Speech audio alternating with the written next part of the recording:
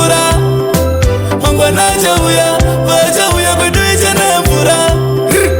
Handina kutanga kurambwa nasi, ndakatombora mgwane wandaidisa. Kana mudiwa wangulisa, akandisiya wanipa chosa.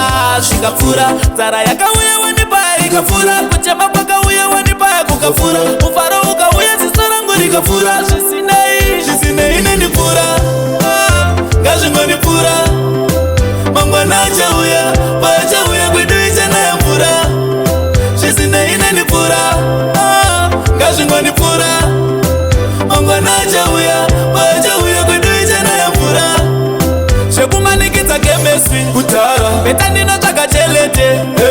Iri kuoma ikonomi, vana vanga vachekutivita enemy. Telemangen, kana ungandipusha ndopushika. Handimanikidza ipapo handitena. Chisingaperi chinoshura zvakagara zvakadaro. Wandifushira ishe vachandiuchika. Zvisinei neni pura, ngazvingoni pura. Mangwana chauya, vachauya kwedu ichena mvura. Zvisinei neni pura, ngazvingoni pura. Mangwana chauya, vachauya kwedu ichena mvura. Handina kutanga kurambwa nasi, ndakatombora mgwane wandaidisa. Kana mudiwa wangulisa, akandisiya wanipa chosa. Zvikapfura, nzara yakauya wanipa ikapfura. Kuchema kwakauya wanipa kukapfura. Mufaro ukauya ziso rangu rikapfura. Zvisinei neni pura, ngazvingoni pura. Mangwana chauya, vachauya kwedu ichena mvura. Zvisinei neni pura, ngazvingoni pura.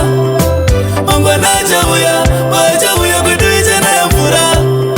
Zvekumanikidza chemistry kutara, beta ndinotsvaga chelete. Iri kuoma ikonomi, vana vanga vachekutivita enemy. Telemangen, kana ungandipusha ndopushika.